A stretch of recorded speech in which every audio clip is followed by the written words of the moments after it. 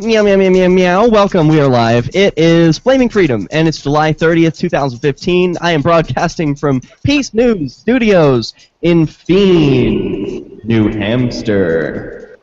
Joining me across the interwebs, we have Tristan. Hey, Tristan. Hi. We've got Steven. Hey, Steven. Hello. And we'll hear more from them throughout the show, but first we have a very special guest caller who called in right at the beginning of the first segment, Steve Miller, calling in from Philadelphia, or shall I call it Philadelphia. How you doing, Steven? Wait, I should call you Steve, and I should call Steven. Sorry about that. Yeah, call me. You could. I don't know what to call you. It sounds like you just cut out. Where are you? Are you underneath the subway? I don't know. All right, until he actually comes back. Oh, call dropped. So that's one difference between the East Coast and the West Coast. Steven is broadcasting from underground and has a fine internet connection, enough to do video and audio, sound and look good. But here in the East Coast, where Steve Miller was broadcasting from, he can't even Skype into the show. It's so sad, but this is one of the main differences between the East Coast and the West Coast. Is the West Coast seems to be technologically and socially about 10 or 20 years ahead of the East Coast. It's 5 years. It's 5 years. 5, whatever. So, all right, until Steve Miller comes back, I want to know, we've got Tristan on the line. Tristan, you're doing something very special and exciting called SuperQeero. What is it? SuperQueero, yeah. It's a sticker company I started. Well, it's going to start with stickers.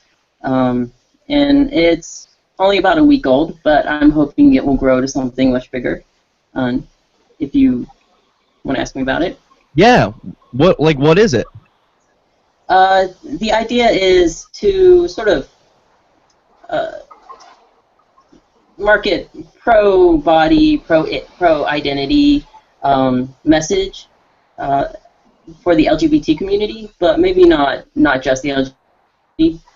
It's a capitalistic endeavor, of course, so it appeals to anarchistic LGBT in our community. A few of the stickers I have here with me. Yeah, put them up to the screen. What can I see? We've got a pentagon. And so some of our listeners, this show is on in Africa, so we'll describe to the people who are listening only what we've got. It's like a pentagon. It looks similar to the Superman pentagon. It's downward shaped, and it's got the rainbow design inside of it, a flag, but with the superhero aspect behind it. Right. So we've got a rainbow one just for gay individuals or LGBT. A bisexual one. I'm trans, and so I have a trans flag one because there's not a lot of cool stuff out there with trans flags on it, and I think this one's pretty cool. Yeah. So, and there's going to be a lot more. What inspired you to start this company? Well, I have student debt, and being an artist is hard to find steady income, and so I've always wanted to work for myself, have that autonomy, and really get my student debt paid off. And also transitioning, being trans, can be kind of expensive. So I'm hoping with this business to meet both those needs. And I wanted something, I didn't just want to ask for help with these financial issues. I wanted to offer some value. So I came up with a really body positive, identity positive product to meet a need. That's so cool. So you are offering something to the marketplace, these stickers for niche groups, and in return, you will transform your body. I mean, this is something that serves you, serves the community, and that's really awesome. Good for you, and good for capitalism. Hooray! Yay, capitalism. Yeah, I think so. So, what's the response been like? What have you done so far? I saw there's a Facebook page. I clicked like. How can listeners do the same? Right. Yeah, definitely check out the Facebook page, facebook.com/SuperQueero. You spell it SuperQueero. I also have an Etsy shop, etsy.com/shop/SuperQueero. /SuperQueero, or you can just search SuperQueero. It sounds like getting up all the superhero. It sounds like we're saying superhero. Is that the idea? Like these are pentagon shaped? Yeah. And I'm getting the social media together now. I have 5 designs right now, but there are dozens and dozens of designs lined up. It's about getting money in order to order the sticker. And I'm planning on setting up a print-on-demand site on so that we can get even more designs for niche market without having to invest as much. So I'd like to see these stickers pop up everywhere there's a stop sign, everywhere there's a yield sign, anything that's really government property. I'd like to see covered in SuperQueero stickers. We know property is free game for stickering. Yeah, So, not on private property unless it's your own, of course. But you know, hey, there's all of this great space available, this real estate that you and I own, right? Right. You know, why not? We paid for it. We might as well put it to good use. Yay for SuperQueero. Okay, so what's your goal? What are you looking to see? Are you looking to sell 1,000 stickers in your first year? Do you have like some sites or some ideas of like events that you're going to go to? Where you're going to give some of these out or sell them? But what's your plan? Well, right now it's going to be internet-based. I am based out of Asheville, North Carolina, and we do have a pretty awesome Pride. Woo! And Charlotte's nearby, and they also have a pretty awesome Pride. So maybe I'll table there. But really, I've always liked the idea of having an internet-based business because that allows me to reach a larger audience and really dig into niche markets with enough demand. So tell me about Asheville, because I am moving to California for more freedom imminently. I hear that Asheville, North Carolina is sold as a freedom mecca for peaceful parents and queer alike. So tell me a little bit about it.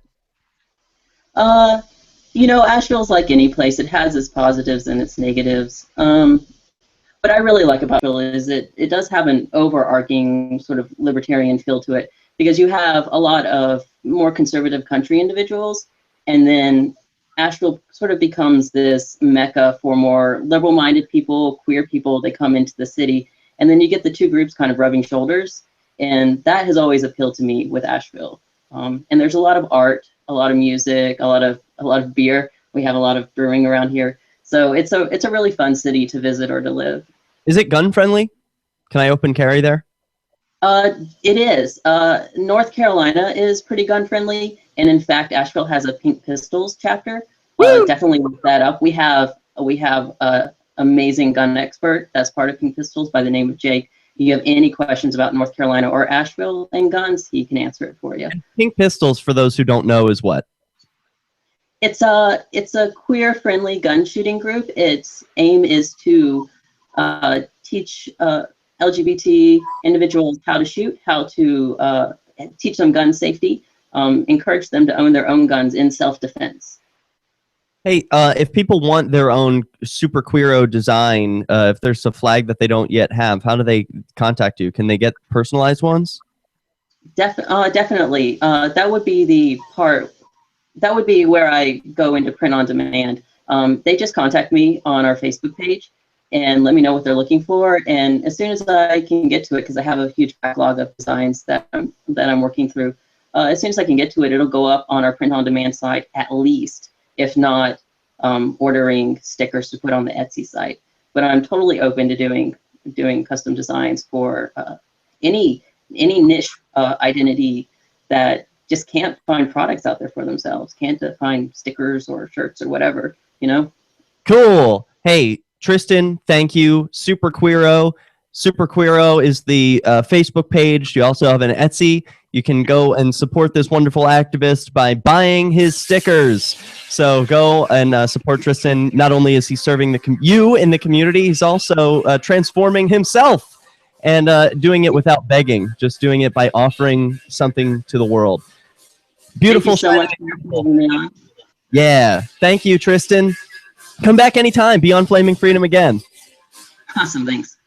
Peace. All right. When we come back, Free the Nipple in Hampton Beach. Will you be there? Are you a political activist who does things that the government might not like? Yes. So that was awesome. Thank you again, Tristan. Thank you. Are you bowing out now? We have a 4-minute break. You can hang around or say goodbye, whichever you like. I think I'm going to bow out. Okie dokie. But I really appreciate you having me on. Yes, thank you for being with me. I'll listen to the rest of the show. All right, cheers. You can watch it, flamingfreedom.com/live. Thanks. Cheers. Maybe even more nervous than you are. And the way things are now, your references have never been more important. Here are 3 tips. First, know that employers are checking. Every hire is under the microscope these days. Second, they won't just be checking references you provide. Figure that all of your ex-employers will get a call and be asked, would you hire him or her again? Third, assume you will be Googled. So before you apply, remove all those party animal photos from your Facebook page. Even if you're not in the job market, effective communication skills have never been more important. With money and attention so scarce now. For more tips for job seekers and getting better results in all your day-to-day communication, hit survivalspeech.com. I'm Holland Cook.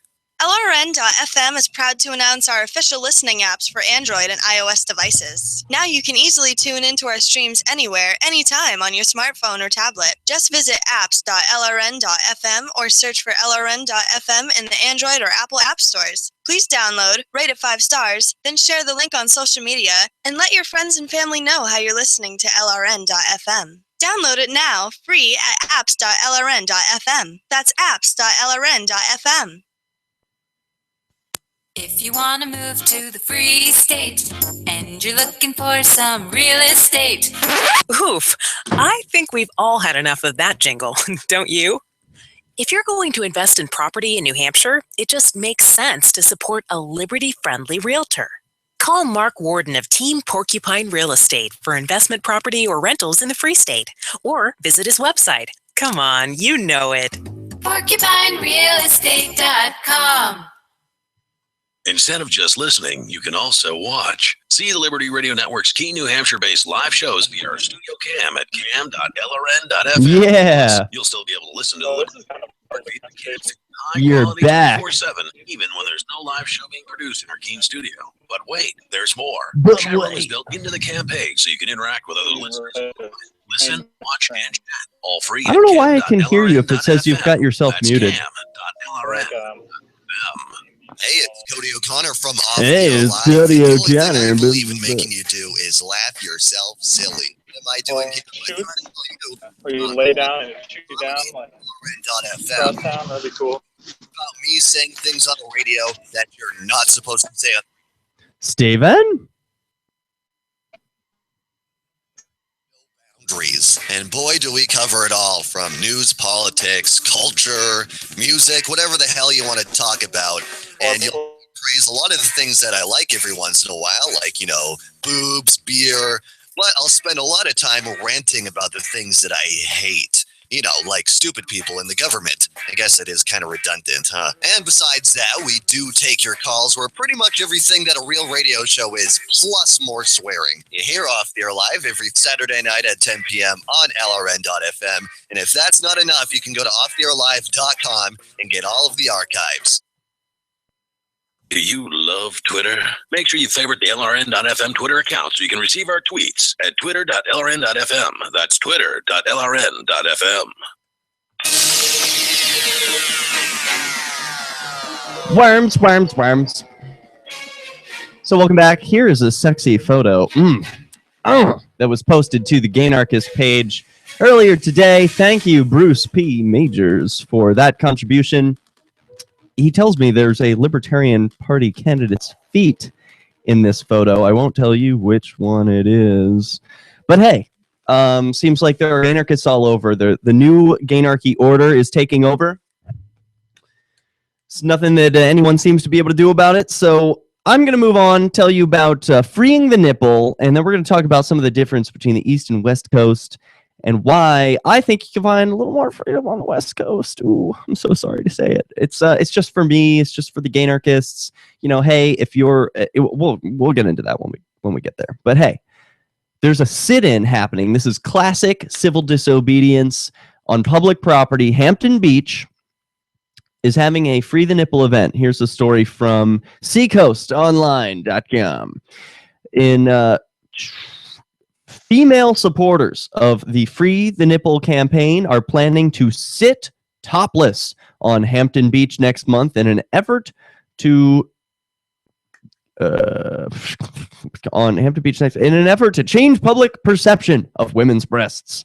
While police are saying it's perfectly legal, at least one Hampton Beach official strongly objects.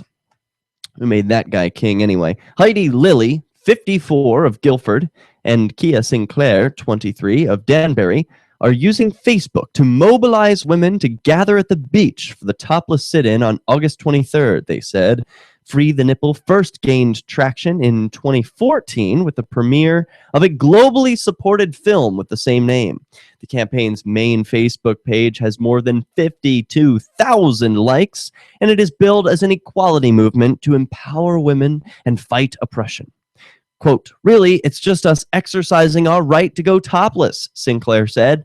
We want to encourage as many women and men to come support us, whether that is in Hampton specifically or anywhere in New Hampshire. John Keene, Hampton Beach Village District Marketing Director, said he is, quote, absolutely against it. He said the district has, quote, spent generations and millions of dollars along with the state and town to make Hampton Beach a, quote, family destination. Oh, no. See, you know, a Free the Nipple event will set those efforts back, he said. Hampton Beach is a family resort, and we try our best to keep it that way, Keene said. I don't want to have a mother having to block her 4-year-old son's eyes from topless Free the Nipple supporters trying to make a point that doesn't matter. There's many beaches where, if they want to prove something, they can do so. Let them go there, he says. Now, this just makes no freaking sense to me. So, first of all, this guy is like a 4-year-old son is going to be upset by a nipple. Wasn't he just breastfeeding just a couple of years ago or even months ago? It's possible that he's not upset by seeing breasts. In fact, I think it's actually only adults that get upset by seeing breasts. It's like kids don't say like, oh my God, I'm in danger. A boob is out. They wouldn't even notice. So for him to say, oh, I don't want a mother having to block her 4-year-old son's eyes, from protesters who are making a point that doesn't matter, he says. This point doesn't matter. See, he doesn't care about equality for you. He's happy that men can have their shirts off at the beach. He doesn't say that's a threat to the family, but women, oh no, see, you're less than men. You don't have the same rights. You can't be openly shirtless because, society would crumble and, it's not family friendly. You're anti-family if you want to take off your shirt. I think he's anti-family. I think he's the one who's causing the problems for everyone. It's perfectly legal. I'll remind you. It said at the beginning of the article, it's perfectly legal, according to the police, for these women to be topless. So he's saying, there are other beaches where they can go and make a point. Let them go there. If they're trying to prove something, don't they have to go to the beaches where it's prohibited? Don't they have to go to the places where people don't want it to be? Like, if they go to a nude beach and they're like, woo, we're topless, that's not making a point. So this guy, he just wants consistency. He wants things to stay the same. He doesn't want anything to change. He's for conservatism. And this is the East Coast mentality that I am sick of. I'm done with it. Fuck these people. I'm sorry. But hey, these guys have to go. They are the old guard. They are the old world. And the new people who are saying, we want freedom and we're going to live free and we're going to take the consequences. That's the new world. These are the people who are making the world a better place. So fuck this guy, John Keene. Here's the rest of the story. Hampton Beach was a family resort, blah, blah, blah. To Sinclair and Lilly, their cause does matter. Sinclair said she's found that many women support the cause but won't be vocal for fear of criticism, as well as crass comments, fears Sinclair herself admits to having. I understand completely. This is a quote. I understand completely how they feel because this is my fear, Sinclair said. All I can say is that if they want to do this, they have to be brave. It will never be normalized. The nipple will never be desexualized or decriminalized unless we fight for our rights. The law is on their side. In New Hampshire, state law prohibits the public exposure of genitals, but not breasts, Hampton Town Manager Fred Welsh said. He was informed of the law by Police Chief Richard Sawyer and former Police Chief Jamie Sullivan. Sinclair and Lilly believe the female nipple is unfairly sexualized in American culture. Just 80 years ago, the male nipple was viewed similarly, they said. In the 1930s, men pushed for the right to remove their shirts in public, they said, and now women are pushing for what they consider to be gender equality. And I got to tell you, I have the same fight going on today here in New Hampshire. I was shirtless doing some promotion for Bitcoin at the Cheshire County Fair. I'll share a screenshot of a photo for you. Not lewd or lascivious or in any way disruptive. I just had my shirt off. It was freaking hot. And I was way more comfortable than everyone else at the fair because they were all suffering in their clothing and feeling all drenched by sweat, but not me. I got to enjoy the cool breeze, and I even got comments from people saying, "Oh, you look comfortable." Yes, I am, and you could be the same. You could be just as comfortable as I am if you take your shirt off and free the nipple. So here's, oh wait, that's not the right photo. Take a look at this photo. This is me doing some Bitcoin outreach today at the Cheshire County Fair in Keene. Woo! Got Bitcoin. Hey, looks like we're joined by Steven. Hey, Steven, how are you? My nipples. Hey, They're nipples. They sure, well, they're sort of free. It looks like they're somewhat restrained. You've got a harness on. See. Nice harness, babe. Hey, did you sell any Bitcoins today? Yeah, I did. To a stop-free Keener, of all people. Someone who came up to the booth who is, I don't know if he affiliates himself with the group Stop Free Keene, but he seems to be a little bit cozy with them. Introduced himself to me and Ian, was very friendly, made no mention of being with Stop Free Keene, but he did ask about Bitcoin and got set up with a wallet and bought some Bitcoin from the Bitcoin vending machine today. It was a quick, easy process. And then later on, unfortunately, he had a couple of more questions, so he messaged me over Facebook. And so we've had a bonding experience over Bitcoin. Free the market, free the world. So we'll be right back. We've got more Gaynarchy to come on Flaming Freedom. Plus, I want to hear from Steven Zeiler. What's the difference between freedom in California and on the East Coast? And would people complain if he were shirtless walking down the street or at a festival? Is that something that even happens in California? We'll be right back. Flaming Freedom. Good job stopping Stop Keene. Stop Free Keene. Yeah. Hey, it's my ad.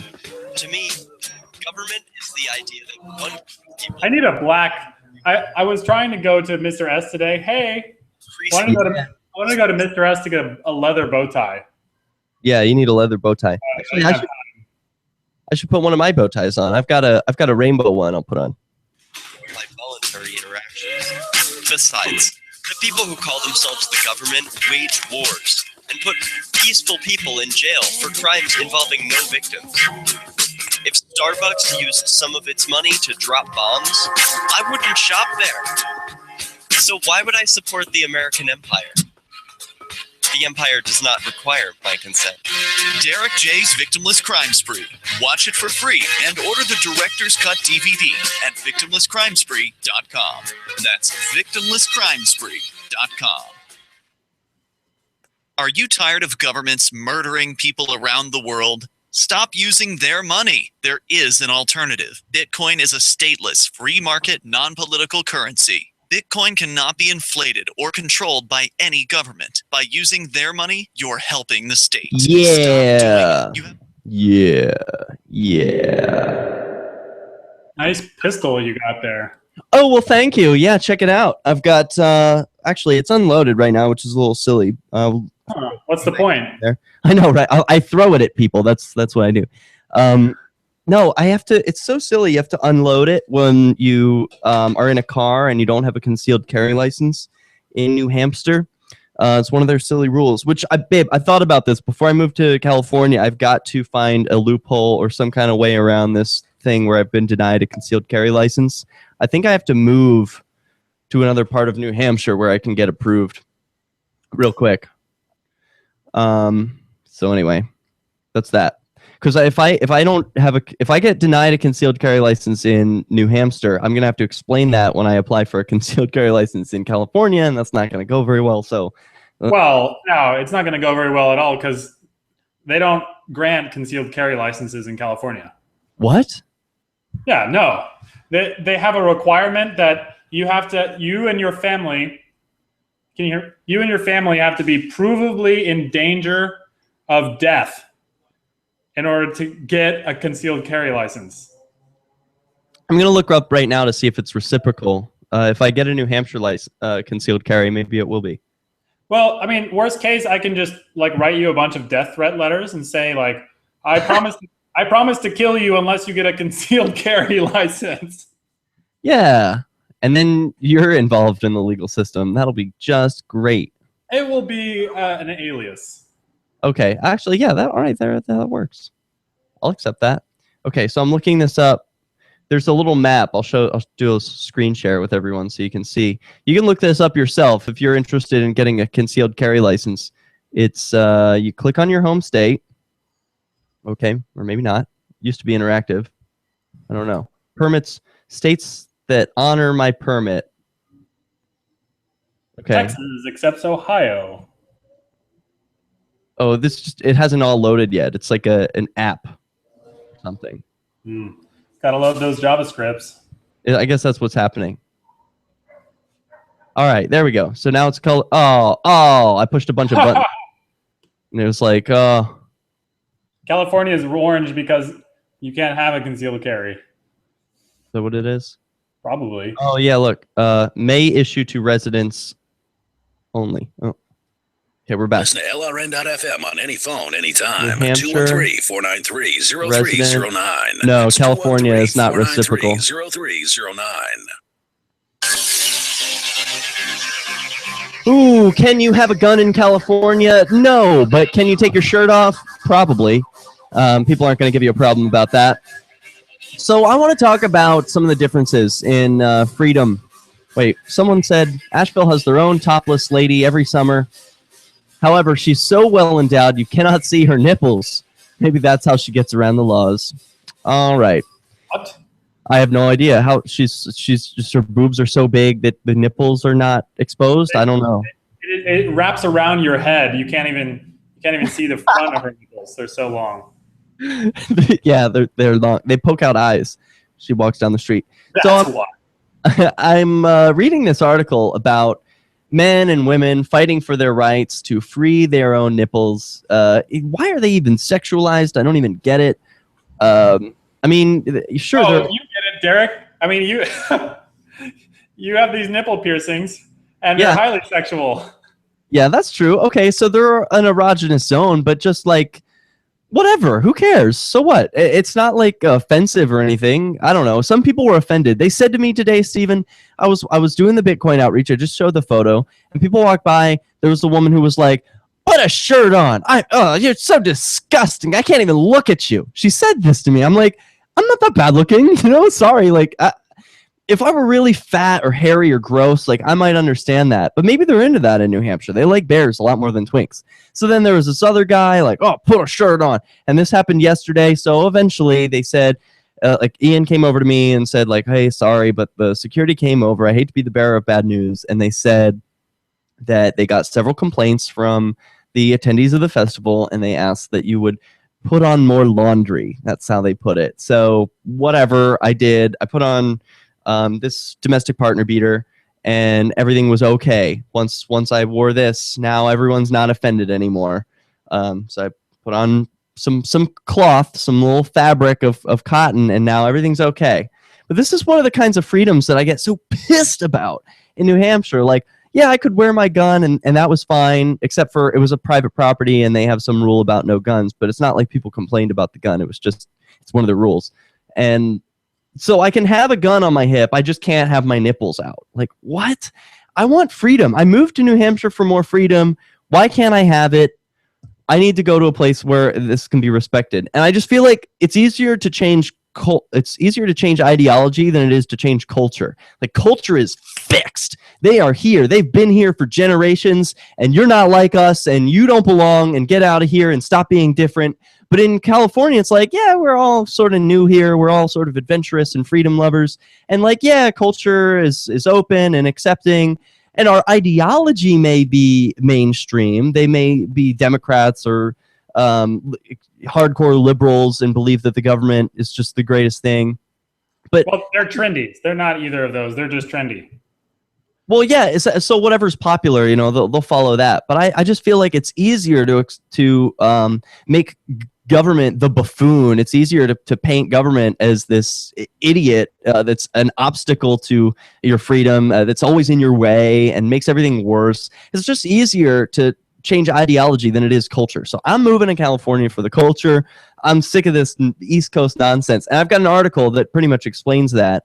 And here's one. I mean, this is just one example of the free the nipple thing. Another is that we're going to Speedo. We're wearing Speedos at the same beach August 9th. So if you're a Gaynarchist, or even if you're not, there are friends who are straight who are going to be attending wearing their Speedos. Women, of course, it's already socially acceptable for you to wear next to nothing at the beach. But for us men, we're still fighting for that right. And we're still normalizing it. So join us August 9th at Hampton Beach, 1 p.m. I will be there in a Speedo, and many others will also. It's going to be fun. We're going to take photos. We're going to run, play volleyball, work out. It's going to be great. Well, I wore some short shorts to the lab the other day, and they were pretty short. And I had my shorts keep getting shorter and shorter, like I'm pushing the boundary. And this one day, it was the shortest shorts I had, and one guy was like, I think it's a little too far.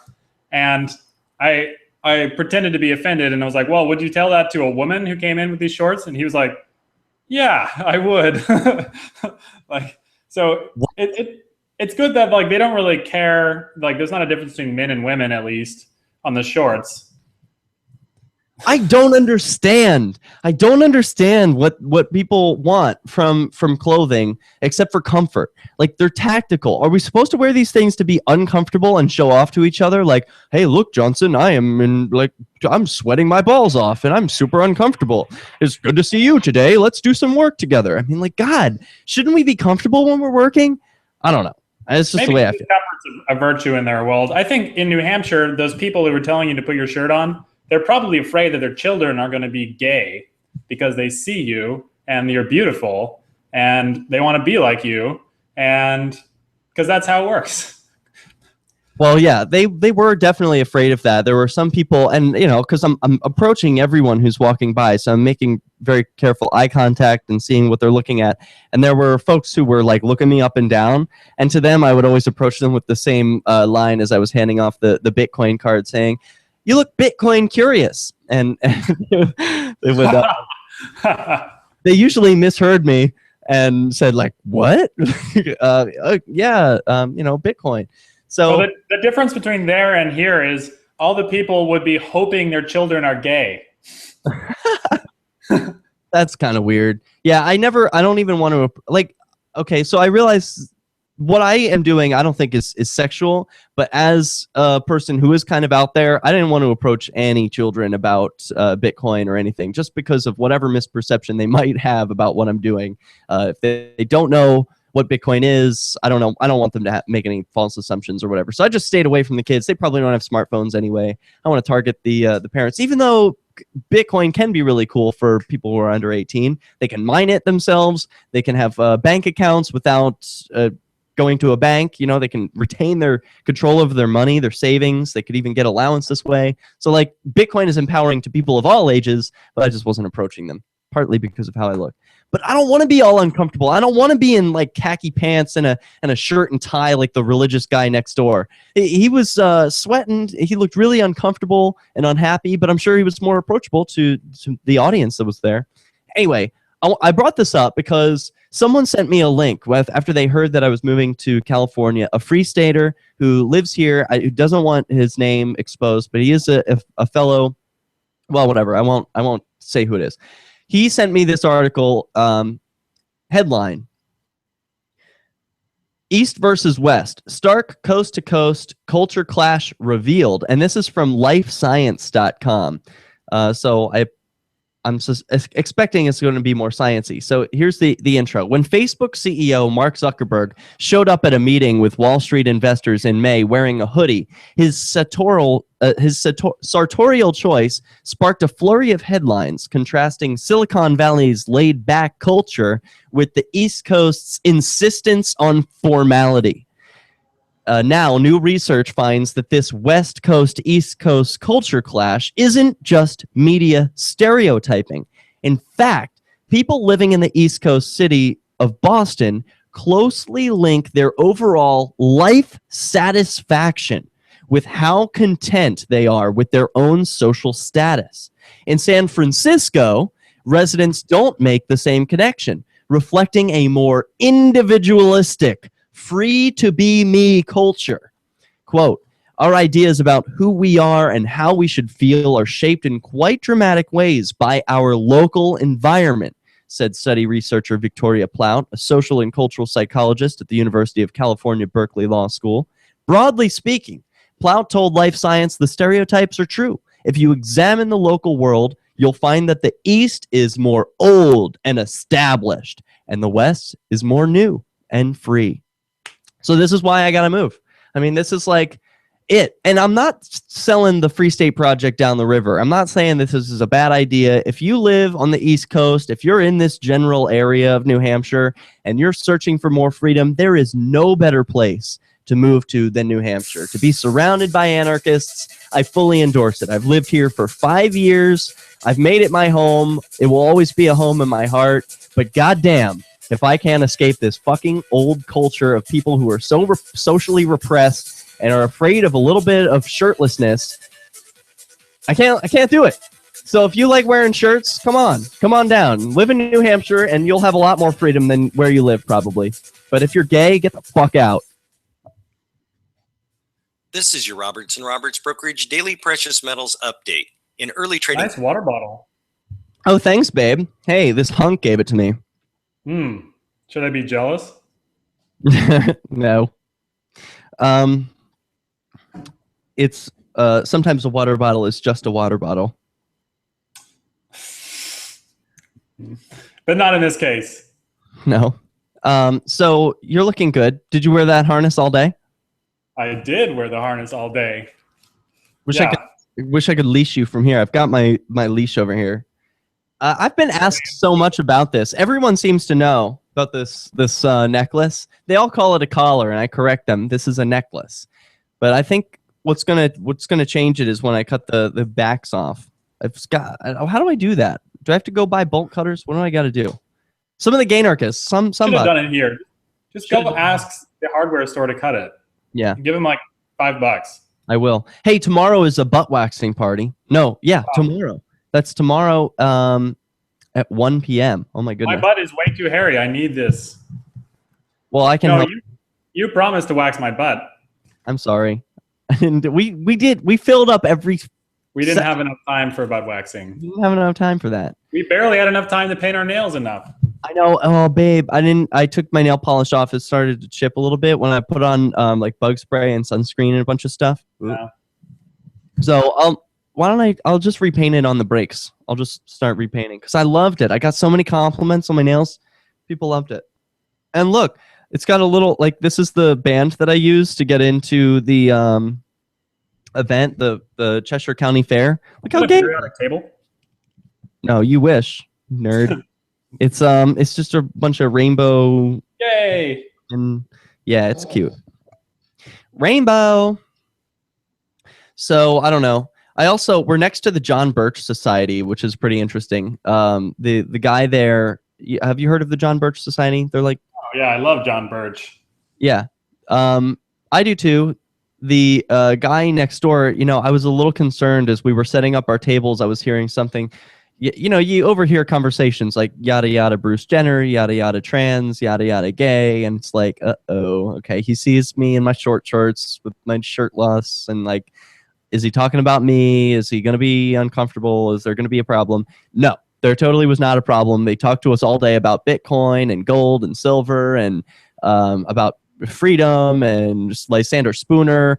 It was awesome, and it's been awesome for 2 days. I look forward to staying neighbors with these guys,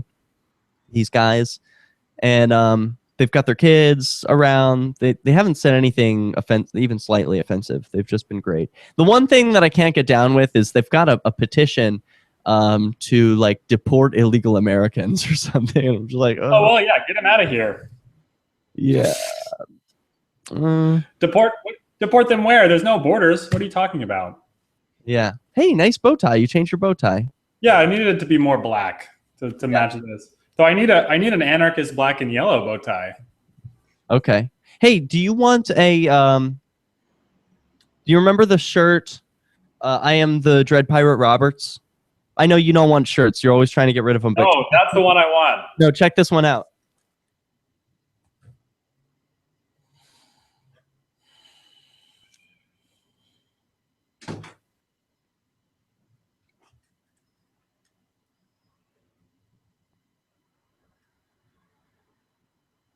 You've seen this before? This is the one I wore at PorkFest. Yeah, I was just telling someone today that I am Dread Pirate Roberts. Yeah, look how awesome that is. Yeah, I want that. Okay, I'll send it to you. That's forum. Is it medium? Yeah, it's a medium. Yay.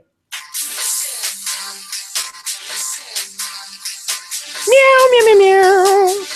Meow, meow. Welcome back, Gaynarchists. Hey, you're gay. You're an anarchist. You should be a part of the Gaynarchy group on FaceBeef. Yes, it's facebook.com/groups/Gaynarchists. You know how to spell it. And it is the most fabulous libertarian group in the world. Yeah, it's a lot of fun. We're slowly growing. We have 64 members right now, and it's unique among Facebook groups because everyone is an admin, and that means you can be an admin too. All you have to do is join the group. We're now a closed group, which I don't really like. Well, but I think we should open it up for 5 more members and then close it again. Well, it's open to it's open to having new members. The closed group just means that outsiders can't see what's going on in there. They can't see what's being posted. They can only see who's a member. So, well, can't we change that since we're admins? Yes, you can change that, but I didn't want to change that. Somebody did it for some reason somewhere, and they feel like they've got more freedom with this as a closed group, and no one seemed to object. So I don't know. That's just sort of the way it's been going right now. Yeah, you can change it if you feel like it. I want things to be open. I want openness all the way. I agree. But I can understand if someone's got a job where they're like, oh, my grandmother and my employer are seeing that I'm posting pictures of half-naked men and saying things that are kind of, I don't know, whatever. No, we have a policy here at Ripple Labs that your boss is not allowed to friend anyone. Like, you're just not allowed to engage on social media with your employees. Wow, that's cool. How does that work with, you've got pictures of your fellow employees, of your fellow coworkers. Yeah, none of those are my boss. So it's like, they're not allowed, I'm not allowed to engage, or actually, I'm allowed to do whatever I want, but the boss cannot engage. Man, talk about what a different kind of culture it is out there. I mean, around here, it's the norm, and probably in most places it's the norm, that your employer will be looking at your Facebook page. Even during employment, they're like the interview process, they're going to be investigating it, seeing like, well, what kind of things does this person post, and what kind of person are they outside of work? Shouldn't it really be only concerned with what you can provide inside the office?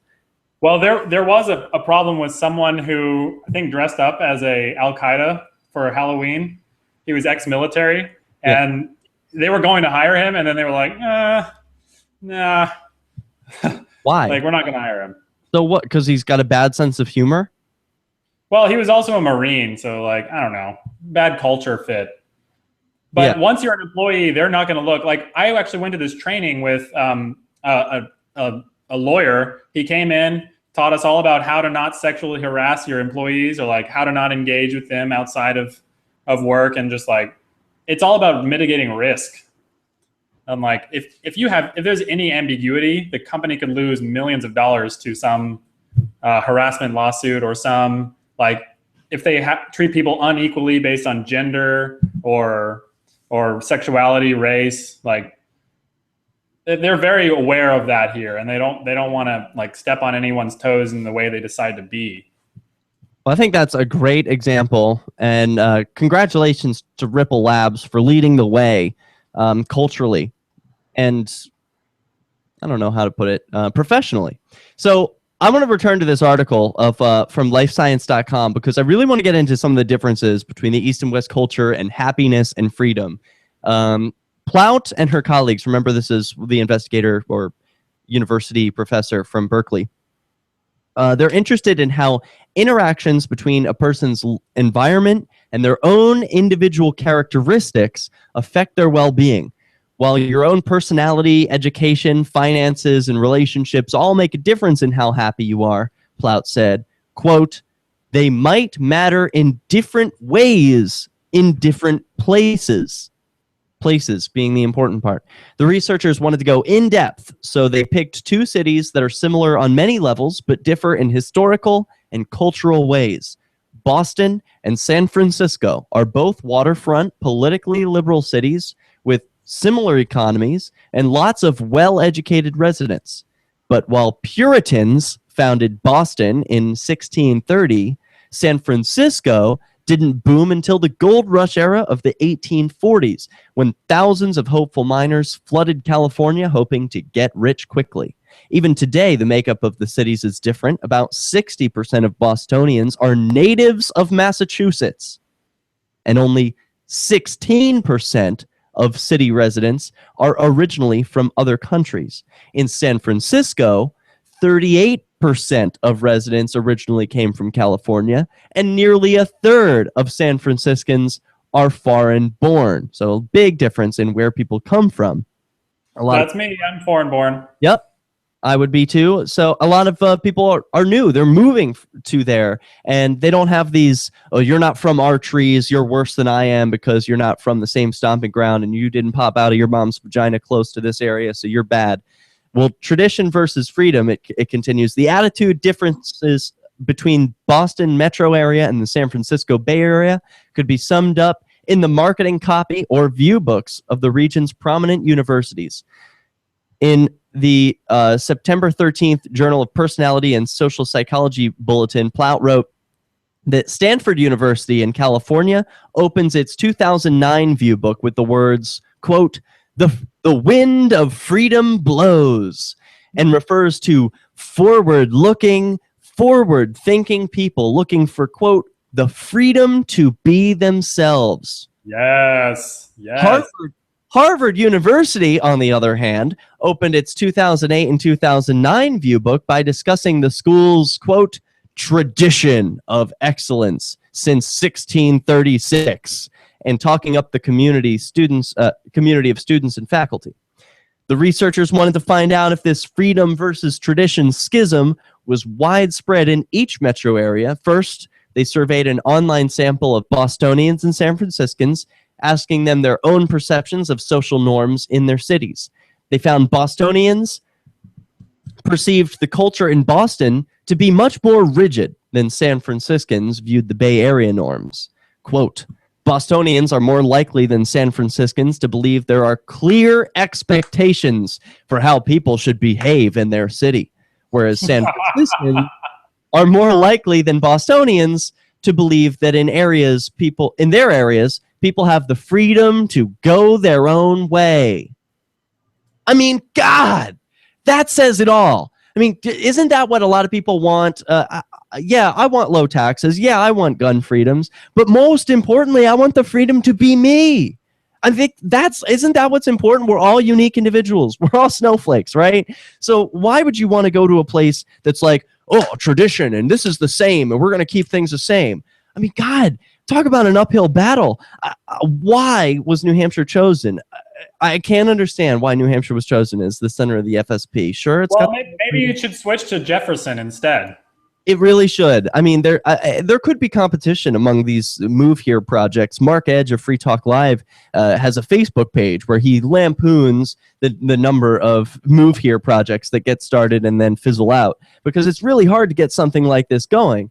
New Hampshire is unique in that it's been one of the only ones that's been going for over a decade, and it continues to be successful and gain new recruits.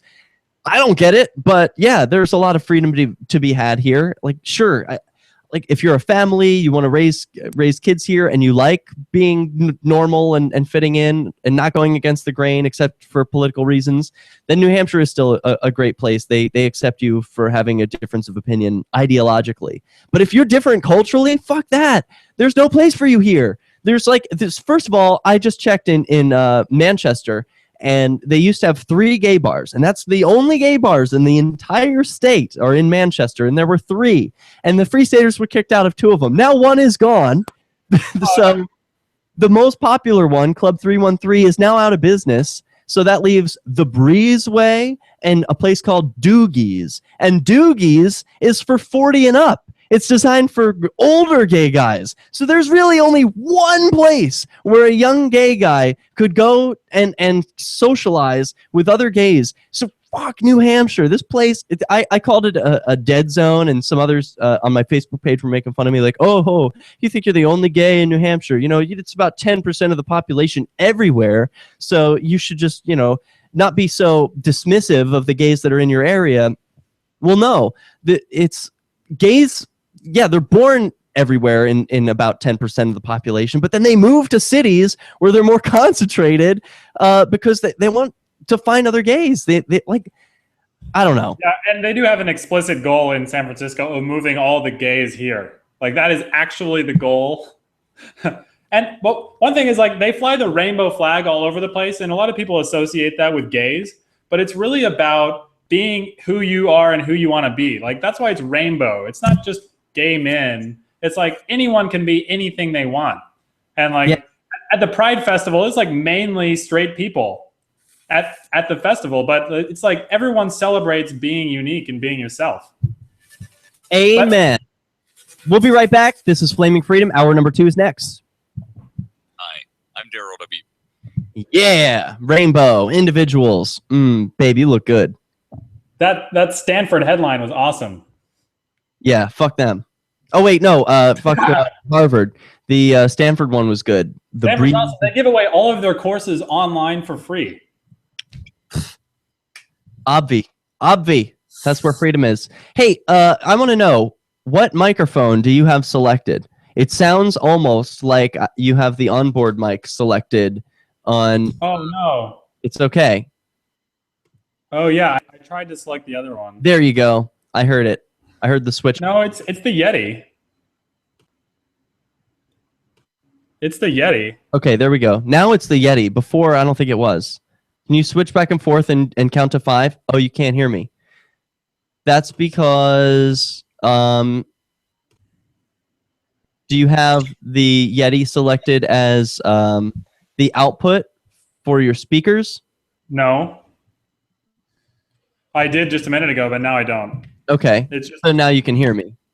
Yeah. Okay, but do you have the Yeti selected as your microphone?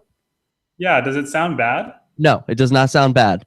Can you give me an example of what it sounds like with your onboard mic? Just switch over. 1 second.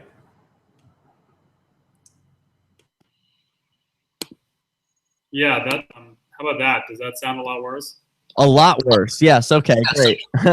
I was not sure what microphone was picking up, and since you have a high quality mic, it would be a shame if you weren't using it. So I just wanted to make sure. Oh, of course Great. I'm using it. Okay. Good. Just double checking. Sometimes, whatever, doesn't happen, doesn't work. All right. Great. We've got a 6-minute break right now. I'm going to pull up a couple of the next articles. I don't think we have to continue with this. Like they go on and on. They really, I mean, this is a life science thing. So they research cultural products, like newspaper headlines. Actually, I do want to go on. I want to talk. Go on. That's a fascinating article. Yeah. We talked about free the nipple. Oh, I want to put on a sexy photo in between. Man, we've got so much to cover. Gay Muslim drag queen. Oh, yeah. The Marines fighting PTSD by stripping down and showing their man love. Joe Jarvis on Free Talk SF. France is the most tolerant of Speedo-style swimwear. So much more. So, okay. I've got all that. It's ready. We're just going to get all these tabs open. so I don't have to wait for them to load. In the meantime, maybe I should play a song. This is called Princess Boy, and I have never heard it before. About me? Yay. Yes, it is about you.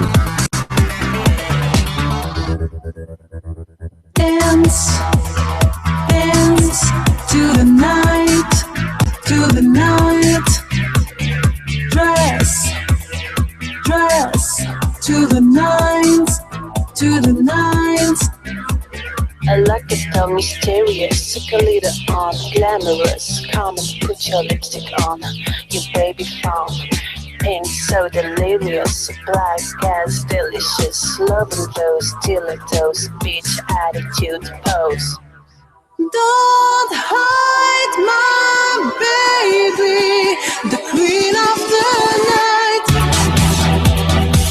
You are my princess boy, so unusual. You give me so much joy. Your life is beautiful. You are my princess boy. Is that blonde woman a queen? I'm gonna make you shine. Huh? Is that blonde woman a queen or a woman? It's a queen. It's him. Dance, Oh yeah. dance to the night. To He the looks good, huh? night. Yeah, he does. Step into the light, to the light. Yeah, I gotta watch out and not pull my arms up so much. Fabulous. Why not? Because then I won't be so real when I'm in drag. Oh, true. Good point. Gonna throw it all away. Baby, you are part of me, my fantasy. Well, maybe you just need long gloves. The queen of the Let's go with more chest. That'll help. night. You are my princess boy, so unusual. You give me so much joy. Your life is beautiful. You are my princess boy. I'm gonna make you shine. You give me so much joy.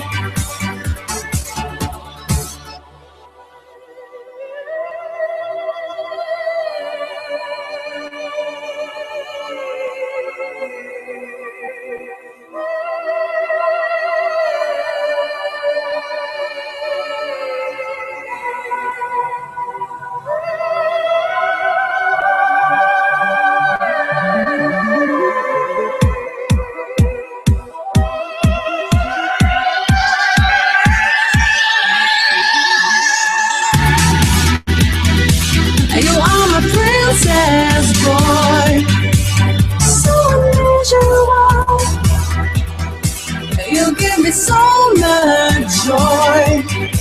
Your life is beautiful. Yeah, it's beautiful. You are my princess boy. I'm gonna make you shine. I'm gonna make you. You give me so much joy.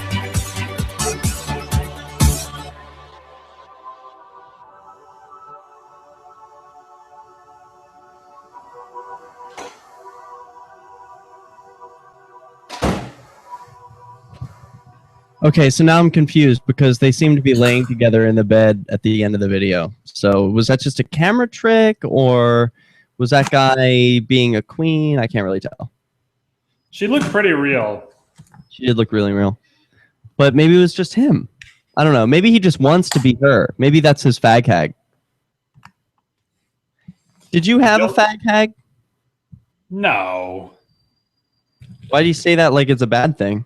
Well, it's not a bad thing. It just was not me. Oh, I did. I always had fag hags. Well, I wasn't like flaming in high school or anything like that.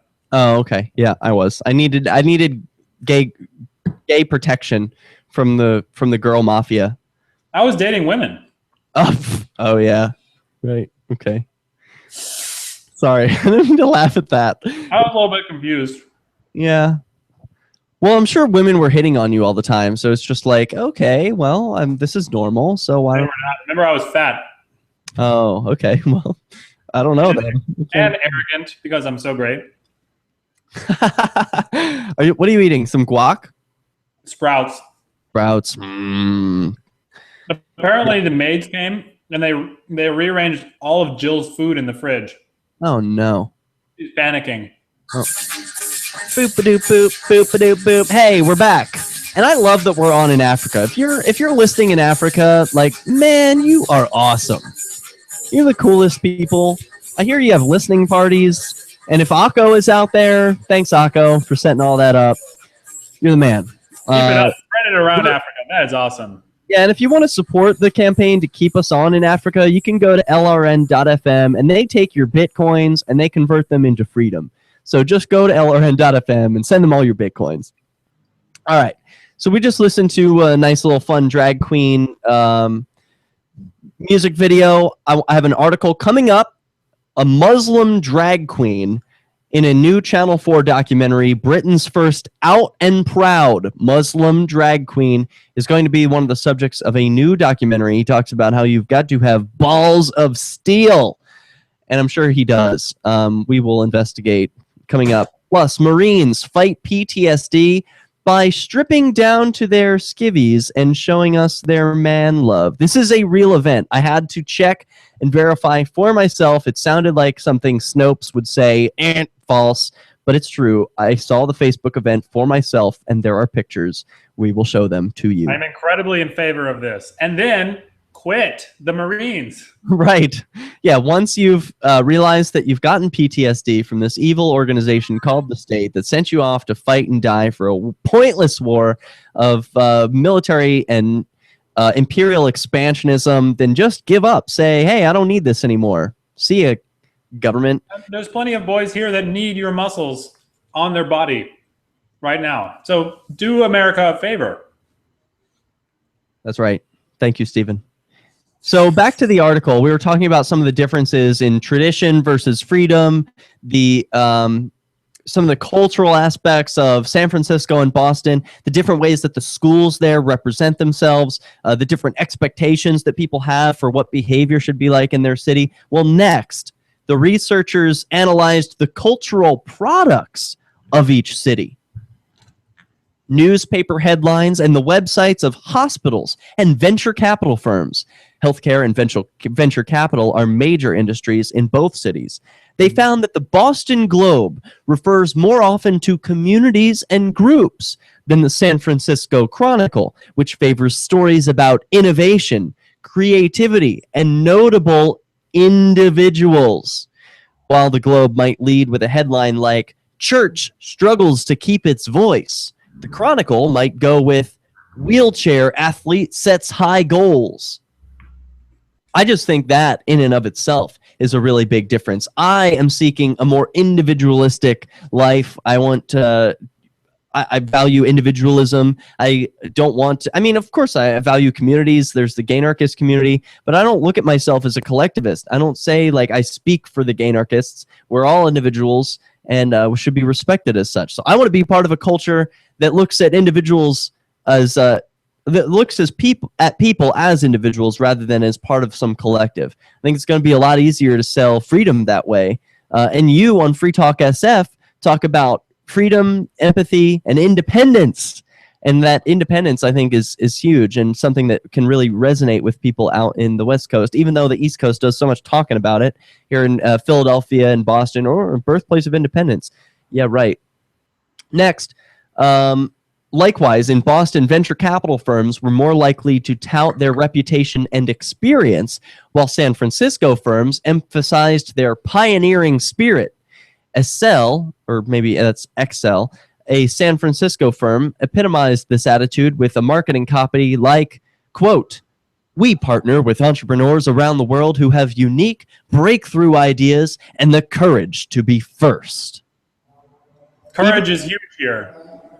Courage, being first, breakthrough ideas, unique, entrepreneurs. I mean, all of these are great words to put in a marketing copy. Even local hospitals reflected their city's attitude. Boston hospitals tried to lure patients with a focus on their facilities, skilled community of physicians, and long histories. San Francisco hospitals were more likely to mention alternative medicine and individual patient empowerment. Happiness. You see signs all over the place, like it's like this high-powered doctor who has tons of breakthroughs is treating this individual patient, and it's like a custom thing. They're making progress, they're making breakthroughs, and those like billboards advertising that. It's all about the individual people. Yes, that's the kind of freedom I want. It's about you. It's about your freedom, not like some community or this church or this this culture. I don't know. Yes, I like to see the individual being put up as the highest of virtues. So next, Plout and her colleagues looked beyond the marketing patter to city residents themselves. They surveyed 3,500 Boston and San Francisco residents about their satisfaction with their finances, family, community, education, and work, as well as their overall satisfaction with themselves. In Boston, overall satisfaction was contingent on satisfaction with all 5 of these factors, while in San Francisco, only work satisfaction was correlated with overall satisfaction. What were the ones that San Francisco doesn't care about? Finances, family, community, and education. Boston cares about all of those things plus work. But San Francisco says only work satisfaction matters. And to that, I don't know. I kind of like, maybe I'm kind of old world, but I value all the Boston things as well. Yeah, me too. There's actually a problem here. Like, a lot of people are way too into work and career, and then they kill themselves. Like, there's a lot of high-profile suicides among entrepreneurs because, like, all they do is, and this is kind of a stereotype, but they're like chasing money, they're chasing this big exit or something, and like they don't focus on community. I think community is a big thing that is lacking in a lot of the high-tech world. Yeah. Well, in another survey, the researchers asked 400 riders of public transportation in Boston and San Francisco questions about things that made them happy, like daily uplifts and daily hassles. They found that Bostonians are at their happiest when relieved of daily hassles, especially those related to family and work relations, again, emphasizing the community-based nature of the city. In San Francisco, happiness was more closely tied to the number of everyday uplifting experiences a person had. Quote, the bottom line is that in Boston, people feel the social pressure more than in San Francisco. The findings don't suggest that every Bostonian loves tradition and community, while San Francisco's are wild and free creative types. The differences are... Oh, no. A challenger has appeared. A challenger has certainly appeared. I'm somewhat afraid of what might come, but we've got the LRN.FM studio Skyping into Peace News studio. No. What's going on, Ian? Hey, good evening. Hey. Hi, Ian. Wow, you sound great. Thanks. What are you using? I'm in the LRN studio. I know. So that's an Electro Voice. What? Yeah, RE27, I believe it is. Oh, man, that's sexy. All right. Hi, Steven. Hi. Hey, so I had to call you out, Derek J. I mean, really, did you really say on the air, why did you choose New Hampshire? Yeah, why New Hampshire? Why New Hampshire, please? There are 101 reasons at 101reasonsfilm.com, and there are good reasons why New Hampshire was chosen far and above the other 10 candidate states for the Free State Project. But the state of Jefferson wasn't one of them at the time. Now the state of Jefferson, a new contender has emerged. How far is San Francisco away from the state of Jefferson? It's right across. Jefferson keeps getting closer and closer because the northern counties keep voting further south to join Jefferson. So it's like 10 miles away now. Or it's almost 10 miles away. Yeah. Well, you know, I'm happy to have some competition, but really, I mean, New Hampshire was chosen for good reasons. And you know, even though it may not be the best place for a young gay male looking to go dance and party and have lots of sex, you know, it certainly is a good place for people maybe who are ready to settle down. I don't know about you, Derek J, but I noticed at the county fair, more than one, at least female couple that was walking around holding hands. And, you know, New Hampshire was the first state to legalize gay marriage through the legislative process, and that means something. We could talk about that coming up if you want. Yeah, I would love to talk more about that. I did see a lesbian couple, and they seem very happy here in the Hampshire. But yeah, they are settled down. They're more, I don't know. And there are gays who have moved to New Hampshire as part of the Free State Project, some of which are in the Gaynarchy group. So they're happy here too. Watch out, I signed the pledge. Oh, yeah. I love. Oh, no. Now you're going to come here? We'll get you back, Derek J. You've been out here. Yeah, he was talking about Portsmouth, Manchester, maybe. But you got to visit these Sounds places. like the place for me. Yeah. Yeah. It's close to Boston. It's more like, I guess, music friendly, supposedly. I've only been there once. Yeah. Are And people music unfriendly in Keene? What?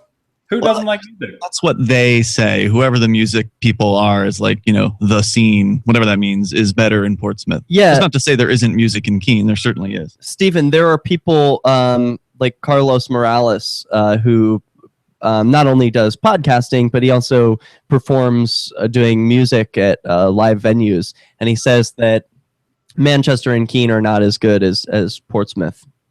Is Carlos from Texas? Is he from Austin?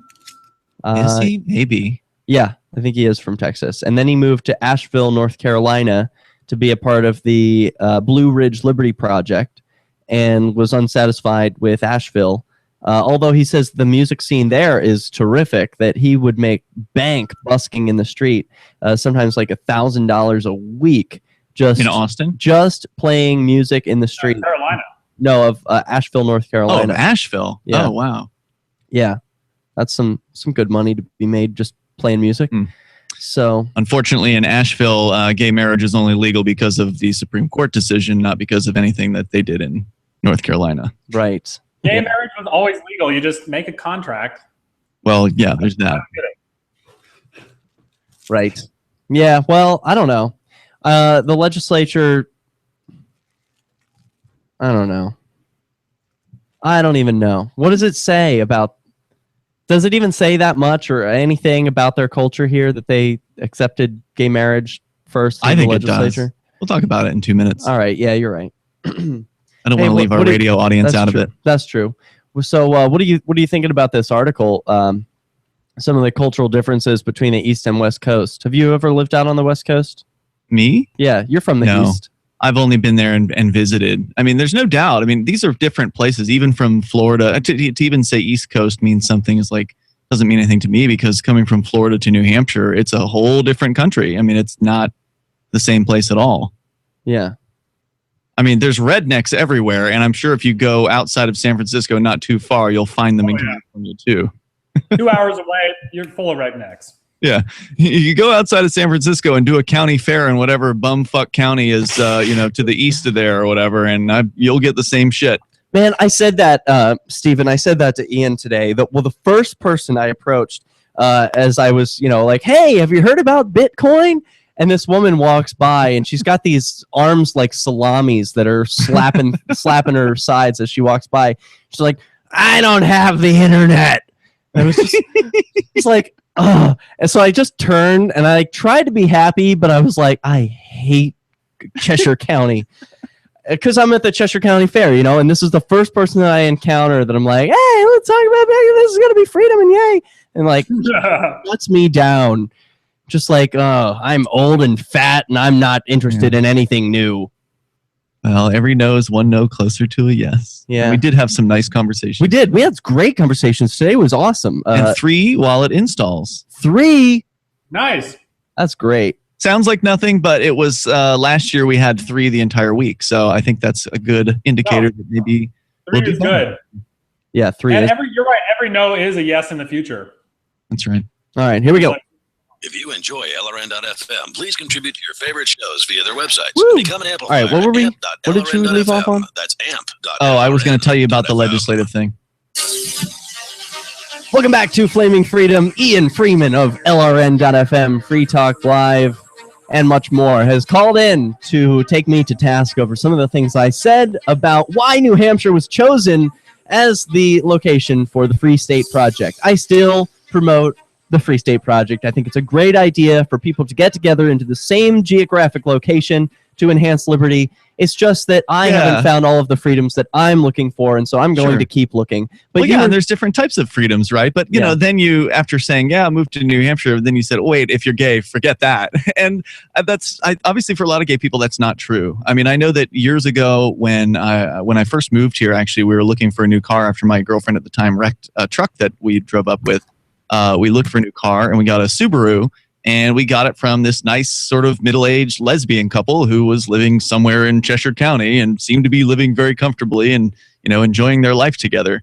And they sold us that car very, very affordably. So it was very nice. And so you see that here in New Hampshire, just, you know, gay couples being, you know, together. And maybe it makes some people uncomfortable, but I think mostly the attitude in New Hampshire is live and let live. And I think that's what led to the legislature, which was mostly Republican. I think that's important to really point out, because, you know, that could be a shock to a lot of gay people, right? Like, you know, there's a lot of Democrats that are gay. And so the idea that Republicans in some place would have voted for gay marriage could come as a surprise. And that's what happened here. In fact, if it wasn't for the Republican support, it wouldn't have passed.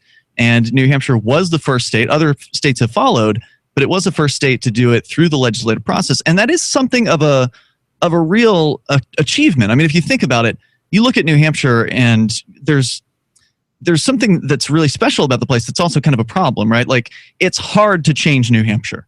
Okay, so getting marijuana legalized, we're behind the ball on that. But that also means that it's hard to make government larger in New Hampshire because people come out and they oppose it in massive numbers. You know, here in the state house, whatever the issue is, if there's government that's planning to encroach, there's usually a good group of activists, not even necessarily Free Staters, but just New Hampshire natives and such, that come out to, you know, fight against that. And, you know, the fact that gay marriage in this, what seems like kind of a conservative place of New England, you got to remember, Boston ain't New Hampshire. And New Hampshire is a very, very different place. It's very different from many of the surrounding states. And you know this certainly from, at the very least, on the gun rights aspect. So that the fact that gay marriage went through the legislative process, which is an incredibly difficult thing to do here, is, I think, an amazing level of tolerance for this place. But yeah, if you're going to live out in Cheshire County, which is sort of, you know, the bumfuck west side of New Hampshire, you are going to be in a kind of a provincial place. And this is something I didn't understand when I first moved here. Mark Edge sort of told me that this place was provincial. I was like, well, what does that even mean? And so he defined it for me. And it really didn't mean too much to me because I was like, well, there were rednecks in Florida, so how is this any different? And it really isn't that different. The fact is, it's just a smaller place. And as places become more urbanized, they do become, I think, more tolerant. That is certainly something you get from the bigger cities, more socially tolerant in a lot of ways. And I think that we can see that in New Hampshire just generally. But, you know, provincial, it is still somewhat provincial out here in Cheshire County, and that's just a reality. I think Manchester's different and Nashville and such. I'm wondering if there's a difference between gay culture and lesbian culture. If I can separate the two and say that, like, of the LGBT, that we're not all one community, that there are some things that are just for gays, like men, and there are some things that are just for lesbians. When I went to the Folsom Street Fair or the Door Alley Fair, it was dudes. Yeah. It wasn't women. There were some women there, and I think most of them were straight, and they were there with dudes. So I think it was like it's a very dude culture. I can see that. It is two cultures, and there's also like there's different types of gays too. Like Derek, you're like a fabulous, bright, more stereotypical gay, but like most of them just seem like normal people who like probably would get along well in New Hampshire and don't even want to go to nightclubs or like parties or anything like that. That's where Dale is, right? Like, he's not the partying type anymore. He's moved beyond that. And, I don't know what he's not even dating now, I guess, or whatever. No, he is. Oh, he is? Yeah, he started again? Yeah, he's back to dating, and he's close enough to Boston. There's an easy bus that you can take from Manchester to Boston. It costs like no money at all. And, so he's able to continue dating. But look where he has to go. So yeah, he's got to go to Massachusetts to find the gays. And I don't blame anybody. I mean, I think that, if this is what you're calling, I think that's awesome, and you should totally do it and embrace it and have an awesome time. Yeah. But when you're starting something from scratch, it's a tough road. I mean, if you're out on sort of the leading edge of a movement like that, imagine being the first people establishing the gay community in San Francisco. It was probably difficult for them, whenever the hell that was. It was probably decades ago, but yeah, it was probably fairly challenging, to create that social change. And I don't blame anyone for not wanting to do it. I mean, if you look at some of the things that have happened here in Keene, Topless Tuesdays, smoking of the cannabis, some of the most controversial activist stuff that's happened here has been stuff that has challenged social norms. And I think that that's an important boundary to push. I think that to some extent you encounter some resistance in a place like New Hampshire because of the leave you alone mentality. It's like, oh, what the hell are you activists doing out there? That's exactly the point, Ian. Though, I came to New Hampshire in search of these freedoms, partly in search of the freedoms, and also, like I say in the ad for the Shire Society, because I wanted to challenge authority and thought that I would find support here. That has certainly been true. But what about the arrests of Heike, where she was had an open container of alcohol, just drinking a beer in the park, and had no shirt on. She was topless. Well, you can argue that had nothing to do with the fact that she was topless and everything to do with the fact she was drinking openly. But those are freedoms that I have already in California, and that I don't need to push against the norms to get. I'm with you, man. I mean, there was a park where we went called Dolores Park, where there was not even a space you could walk. You had to walk right onto people's blankets. It was so uncomfortable to get to find your own little place on the park. Everyone had beer, wine. They were drinking, playing frisbee, smoking pot, and there were cops walking right through. Didn't give a fuck. They didn't care at all. I mean, so for me to see my friend be arrested in the town square for having a beer, and then to go to a park where hundreds of people are drinking beers openly, and it's not, it is a violation of the law, and they're not being arrested for it. But remember, we did that in Keene too. We had the nightcaps here where people were drinking beers openly, and when the Keene police would drive by, we would wave at them and hold our beers up in the air and cheer and shout at "Hey, PD!" And we had that here. That's true. If you have the numbers, you can do those kind of things, right? And so that's what we're trying to do is gather numbers in New Hampshire. But by all means, if the party's where you want to be, man. Oh, fuck! You really put me in a tough position here, because it's true that I'm in the checkout area. I'm tired of pushing and fighting for more freedoms where there aren't any. Stop fighting and just go party. Yeah, Fuck it. I know. But it's I feel bad about it. I feel like I'm giving up. No, it's true. I'm giving up something that I started, and I do want to be a catalyst for change in a place where there isn't any. I do want to ruffle some feathers. Then go make a shitload of money and bring a bunch of fags back here and let's have fun. Yeah, that is the goal. I mean, I do want to establish a new Gaynarchy order out in San Francisco. There are some Gaynarchists who are already there. Look, man, the sheen's going to wear off just like it wore off of New Hampshire. You find out what things are really like over time, and maybe in 5 years or whatever, you'll want to go somewhere else. I'm putting a limit of 2 years on San Francisco. We'll see how it goes. All right, guys, I've said everything I've got to. See ya. Good night. Thanks, Ian. Good night. Thanks, Ian. All right, this is freedom. I was wondering, why is San Francisco so gay? We'll find out when we come back. 2 years is a long time in San Francisco. All right. Is that too long? I don't care. I don't know. No, it's good. That's as long as I'm planning to stay. All right, good. 2 more years. All right, great. And then we're going to around the world. We're going and all the places on my map.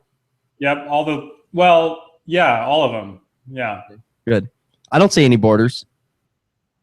And then back to New Hampshire. And then maybe New Hampshire. Maybe New Hampshire. I don't know. You got to get a lot of money in order to make the nicest nightclub around. I really would. I think a nightclub would do very well here. There's a lot of abandoned factory buildings. This used to be a big manufacturing area. So there's warehouses that would be awesome for dance parties.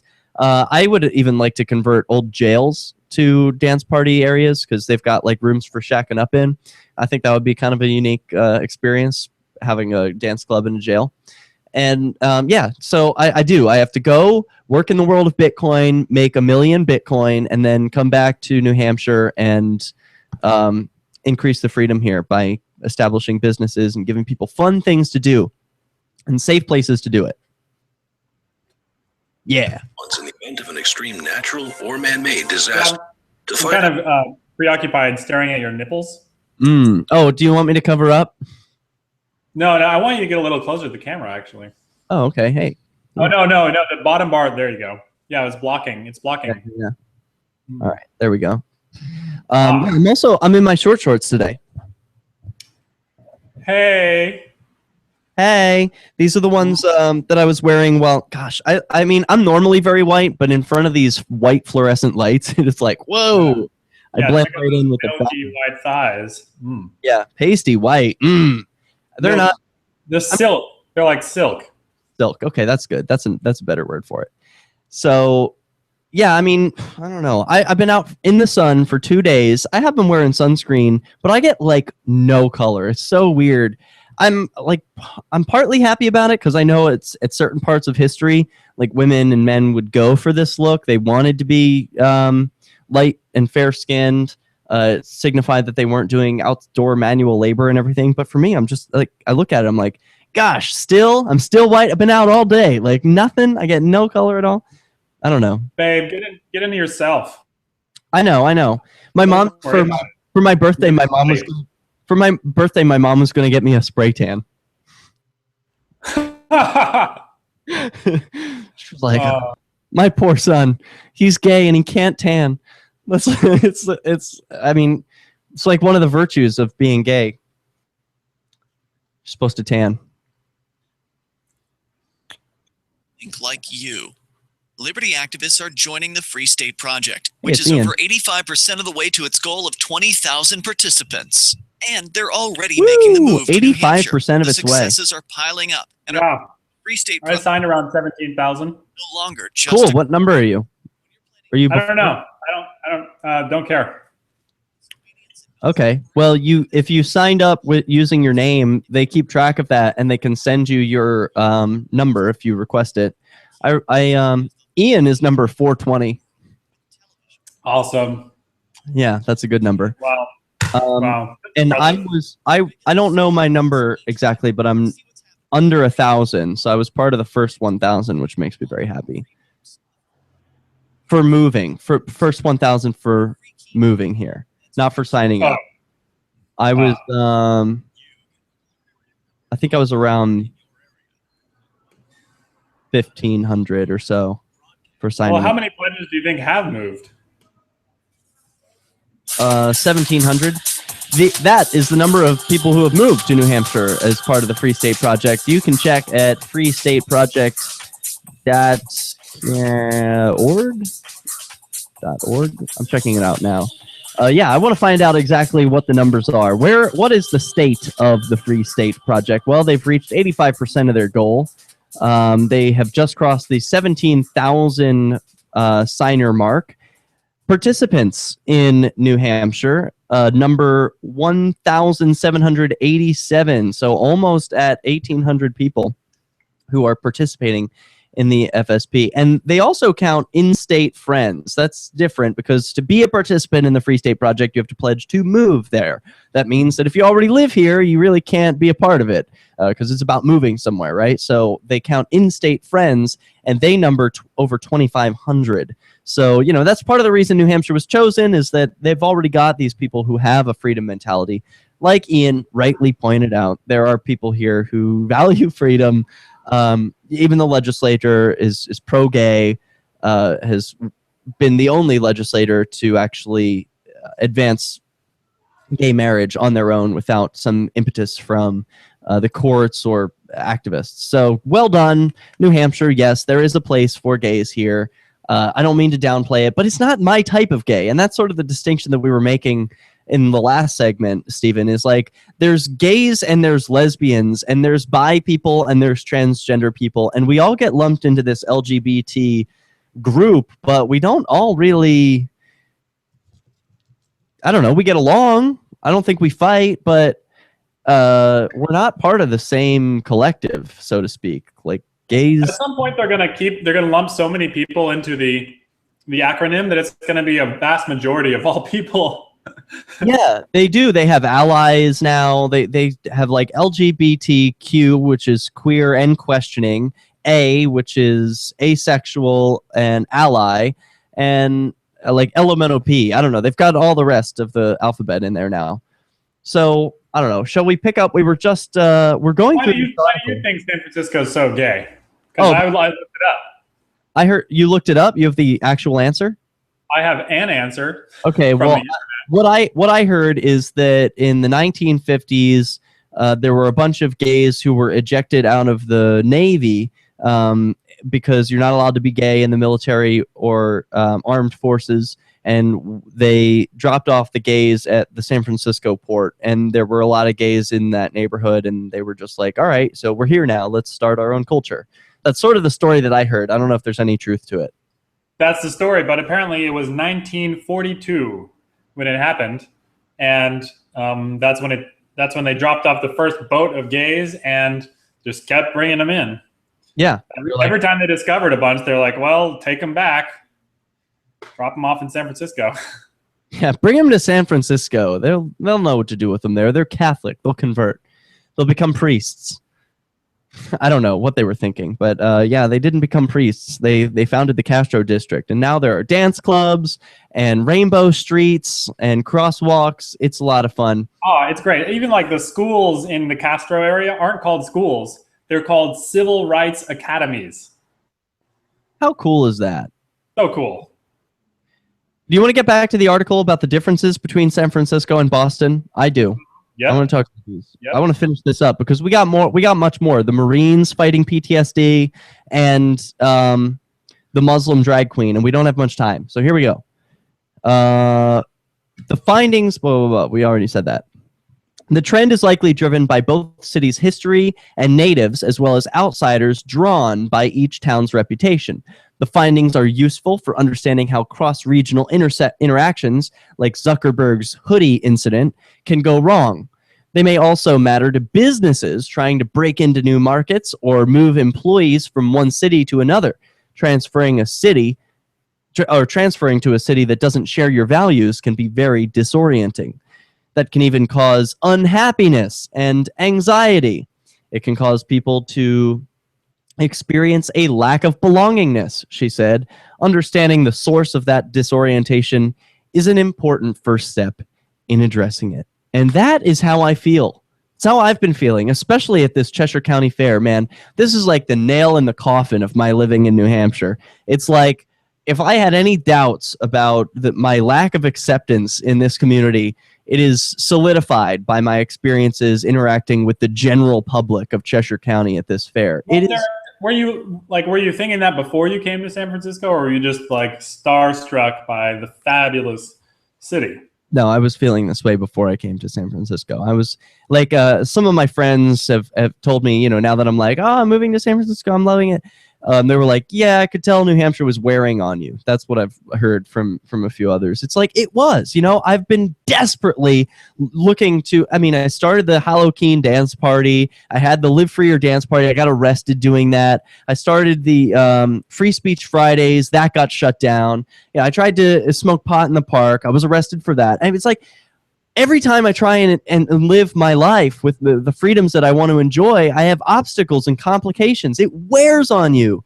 It's like, okay, yeah, I came here to challenge authority and get support, and that's what I got. But now I'm tired of that. It's like, okay, maybe I'll get recharged and have some fun somewhere where I can actually have fun and not go to jail. That would be nice for a change. Yeah, it sounds like sometimes you weren't even trying to be an activist. You were just trying to like have a good time. Yeah, seriously, I'm just trying to live my life, and like, oops, now I'm in jail. So I don't want this anymore. Not right now. I want to go to clubs where I'm not going to be arrested. I want to go and be where I can hold hands and be kissy and dance in the street and not have people be like, put your shirt on or blah, blah, blah. I don't want that. Well, I'll tell you, if you want a combination of the two, Austin, Texas is like even more gay than this place. I see way more guys holding hands, and there's like 5 gay clubs downtown, bunch all around. You can have guns, no tax. Maybe I will be in Austin. John Bush has talked about Austin as a destination for more freedom. There was something called Lone Star Libertopia at one point, which is another one of those failed move here projects. But they need like a a cult-like personality behind it or something, or they need something bigger than just a man and his family to get people to move. But anyway, I like Austin. Maybe I'll check it out sometime. What should we move on to next? Marines fighting PTSD by stripping down. No, the Muslim drag queen. All right, that takes some balls. The Muslim drag queen, Asif Karashahi. She's pretty. Put her up there. Qureshi. Okay. Yeah, I'll put her picture up. She's beautiful. And this was sent to me by Will Coley of Muslims for Liberty. He's a friend of the show, a friend of freedom, and a friend of the gays. I value his support. He makes a name for himself every year at PorkFest by giving away food during Ramadan, and did so again this year. So he is a friend of the show, and thank you, Will Coley, for sending me this article. So Asif Qureshi, who goes by the stage name Asifa Lahore, has built up a career in the Gaysian community and will speaking candidly about his experiences. The 32-year-old was born to conservative Muslim parents, and his unique career choice has led to strained relations with his family. Sounds like most drag queens. True. Along with being an established performer, he's also a vocal campaigner about gay rights, which has led to both he and his family having received death threats in the past.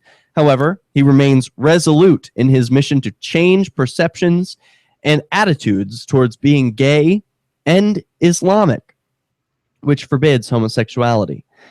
There is a whole community, this is a quote from Asif, he says, quote, "There's a whole community that is living in Britain which is hidden. Now is the time to come out. You've got to be big. You've got to be bold. And you've got to have balls of steel. Up until now, people in my community have chosen to be invisible." As part of his act, Asifa takes to the stage in sequins, feathers, saris, and controversially, a burqa. And we've got some of the pictures of Asif, or Asifa, which we will share with you on the other end of this break. But first, we've got our takeoff, our final trip to the free market. Listen to the glorious offers that we have for you in the next 4 Praise the market. We'll be right back. So you've signed the Shire Society Declaration and are planning your move to New Hampshire to be around more liberty-oriented people. Oh, Derek J. For the Shire Society. It's Derek Gay. Shire Oh, Derek. There are a bunch of people there who are already in the Shire. I wonder if James Whittakind is If you're listening. already in the Shire physically. That's the creeper who sent me that long weird message. He Hey, calls. Derek. Yeah. Derek, look into the camera.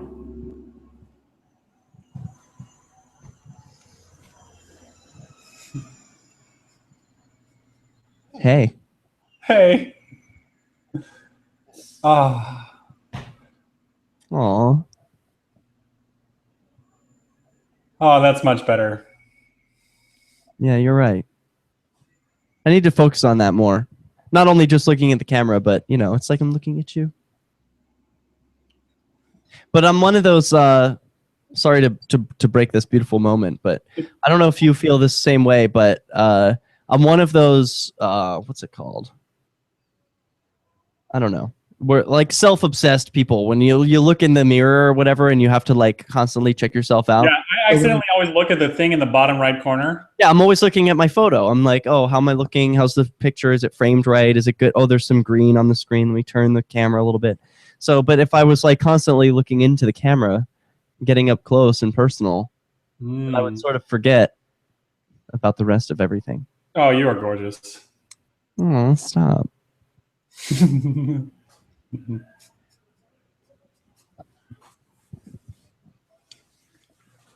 More at sat.lrn.fm. I gotta play Plus, ads. if you are a broadcaster, This silence is killing me. good delivery method for our content. See our coverage maps and get details at sat.lrn.fm. lrn.fm. sat.lrn.fm. I love Why are you playing a adding slot machine effects. sound for an online LRN.FM. Sound effect because we have a new advertiser, swcpoker.eu. Oh, these guys are brought to you awesome. by the same guys that did Seals with Clubs? Now they're called swcpoker.eu. It's Bitcoin Poker 2.0. They have lots of new games, including Chinese poker. The Krill leaderboard is active now. It's Bitcoin Poker from the brand you trust, swcpoker.eu. Get on over to swcpoker.eu and start playing now. Here's a chance to do a little activism while you're cruising Facebook, Twitter, or Google+. Between the LOL cats, the recipes, the hot girls, and the inspirational sunrise memes, Free Talk Live's post pass by your newsfeed. Like them, comment. It gives us more exposure. Did you If see don't this our photo posts, that click like. Bruce P. Majors posted in the Yeah, Gaynarchy that was group? great. Was this hot or what? Yeah, that guy is solid muscle. Yeah, and it has to be in D.C. area. That's where Bruce is, and he says that this guy's feet is a Libertarian Party candidate. Yeah. So I want to find out who that person might be. Maybe I should just do some clever Googling. Let's find out. Libertarian Party candidates, D.C. Oh, there must be just so many of them. Yeah, right? Hey, Bruce is one.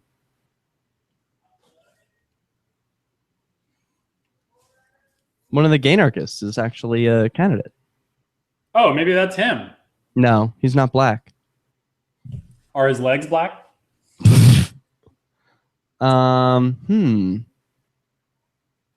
My sister had a Barbie doll that turned black. Her legs turned black when you dipped it in water.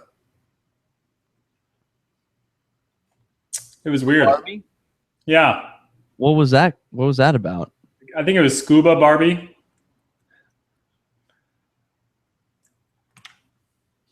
All right. Well, I don't want to out this person, so they're going to have to do their own Googling, but I think I found who it is. This person says, I think we need honest corruption. Oh, we're back. Oops. Hey, welcome back, everybody. I was way distracted by some nakedness that one of the Gaynarchists sent to the screen. You'll have to join the Gaynarchy group to find out the rest. We've got to finish with the Marines fighting PTSD. I'm so glad we have enough time in the show to make it to this segment. This is the greatest way to fight PTSD I've ever heard of. 50 active duty service members and veterans plan to walk 14 miles from South Mission Beach to La Jolla, California on Saturday, wearing nothing but their green silkies and combat boots to raise awareness for post-traumatic stress disorder and suicide prevention. Now, this article was written a week ago, almost a week ago, but the event has since taken place. So I'd like to hear an update from it if possible. We've got some pictures. So the muscled hunks who organized the walk call themselves the Irreverent Warriors.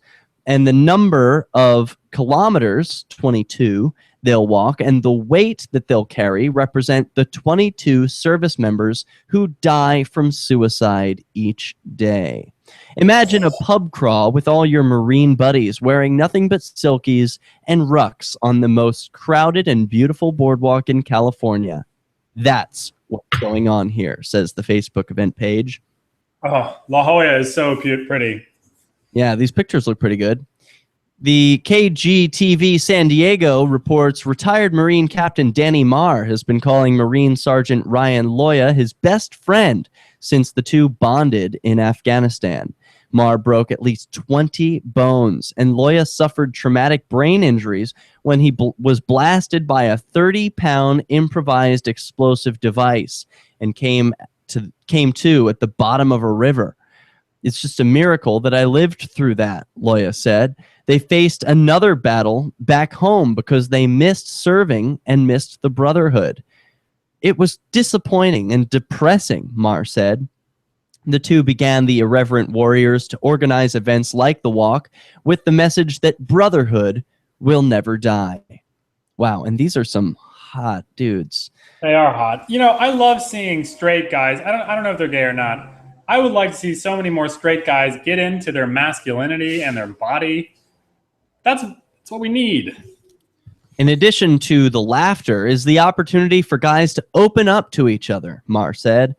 Above all, O'Malley seeks to extend the camaraderie veterans enjoyed while deployed or in garrison beyond their years in uniform. That, he says, goes a long way to keeping those who are struggling from feeling so isolated and misunderstood after returning to civilian life that they self-destruct. Damn. They're hot. Already, attendees including service members from at least 5 Marine regiments, several schoolhouses, SEAL Team 9, explosive ordnance disposal technicians, Coast Guard personnel, Marine Corps Special Operations Command Raiders, and more, according to the Facebook page. Watch the service members show their man love for the camera below. Dozens of active duty service members and veterans are using humor during a 22-kilometer walk to fight PTSD. Come on. Now it's 22 because that's how many veterans take their lives each day because of that disorder. That's so many. We are starting at South Mission Beach, where 10 News military reporter Can't get this Hannah thing Mullins right shows size. us the unique twist. They'll just be wearing their silkies, There their we go. combat boots, and a smile. Enhance. I know, I'm trying. Even coverage. Gotta have that even coverage. You'd think they're boyfriends, but Damn. they're just What are they? dudes Wait a being minute. Unique twist. They'll just be wearing their silkies, their combat boots, and a smile. It's all about even coverage. Gotta have that even coverage. You'd think they're boyfriends, but they're just dudes being dudes, gearing up to walk from South Mission to La Jolla on Saturday. They're really good at applying sunscreen on each other. Thanks, babe. No problem, sure. This guy may have just I brought him. I didn't bring him for his personality. but retired Marine Captain Danny Marr and Sergeant Ryan Loya became best friends in Afghanistan. It was like home to me. I felt like that was my family. He broke at least 20 bones. Loya was blasted by a 30-pound IED and came to at the bottom of a river. It's just a miracle that I lived through that. They faced another battle back home because they missed serving and missed the brotherhood. It was disappointing and depressing. His good friend Art supported him. And then one day he was gone. Like most tough Marines, he hid his pain. Had I done this before, he might have not killed himself. Loya considered giving up too, but Marr stepped in. We defied our nation's enemies by working together as that family unit, and we will defeat these demons the same way. They can't fight for our country, so they're fighting for those who served it. They started Irreverent Warriors to put on events like this with the message, brotherhood will never die. A huge part of being in the infantry is carrying a lot of weight on your back, obnoxious amounts of weight for really far distances. So they're doing what they know, with some bar stops and a lot of man love. In addition to the laughter, is the opportunity for guys to open up to each other. Even if it's just laughing at this guy. Why are you doing push-ups right now? I'm just trying to look good for my buddies right now. You can't join the hike, but you can show up to support them. We posted their route on Hannah Mullins, 10 News. I have a feeling a lot of people will be out there to watch. Wow. She looked aroused. Wow, and look at the photos of these guys. I mean, they are really hiking up their shorts. It's not like this is how they normally look, right? So they're really giving it for the camera. And okay. Oh wow, they even made a little GIF out of them nipple grabbing each other. It's pretty fun. He's doing a nipple slap. He's like, wow, there's a lot of gay stuff going on in this video. Cool, I like it, but I don't like that they fight in the military. It's sad that they get so messed up there that they're like, I was more comfortable fighting. I miss fighting. What did they say? I miss the combat, or I miss the missions, whatever they called it. It's like that's what they were used to. That's their lives, and they I don't think they were doing any good over there. And for them to be like, oh, I came back and I missed the camaraderie, like. There are other ways to have camaraderie without people. They figured it out. Yeah, this is the way to do it. So maybe they'll just do more of this, and they don't need to fight anyone. And Talk about serving or walking around like that. Oof. Well, is this even going to help? First of all, my first thought is, are these guys gay? I think one of them is. I think one of them had gay face. Loya. And not that that's like a concrete, I can't say for sure, but it seems like they accept him for who he is.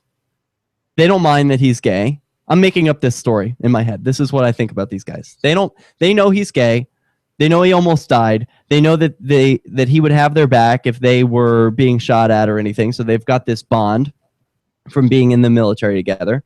And they want to show their love, but they don't really have a model for that other than really gay stuff. So like maybe their dads, who were probably military guys themselves, didn't really show them how straight male adults show love to one another. And so now the only example that they have is how gay men show love to each other. I don't know. Possible explanation? Possible. All right. I've got another public service announcement. This episode of Flaming Freedom is brought to you in part by the amazing book Anarchy in New England, which you can buy in Bitcoin or with Federal Reserve notes at Amazon.com. You can even check out the book yourself, read some excerpts. They're all free online. I just read this book on my trip to San Francisco and found it to be enjoyable and a beautiful vision of what life might actually look like in 2115 New England. Definitely inspiring. Especially if the Free State Project takes off. Well, if you're not sure about the book, you can watch a great interview with the author at freetalksf.com. That's right. Here's another plug for that. Oh, and we're not going to get to... Well, maybe we will. We've only got 30 seconds. I'll just say the headline. France is the most tolerant of Speedo-style swimwear. We've got more pictures. We'll put the links in the show notes so you can enjoy some of those. And here is just an excerpt from Free Talk SF, where you can see Joe Jarvis, author of Anarchy in New England, explaining some of the concepts behind his book about ADAPT's free housing based on advertisement, private arbitration, how private security would work, road bundles, and much more. You can get more of Steven at freetalksf.com. Get more of me at thederekj.com. And I'll see you at Speedo Day at Hampton Beach. If you're a Gaynarchist who's going to the butt waxing party, you know who you are. I'll see you tomorrow. I'll have my drone there filming everything, don't worry. Peace. Why did you move to the Shire? I moved here to All the right. Shire because Stop there's other broadcasting.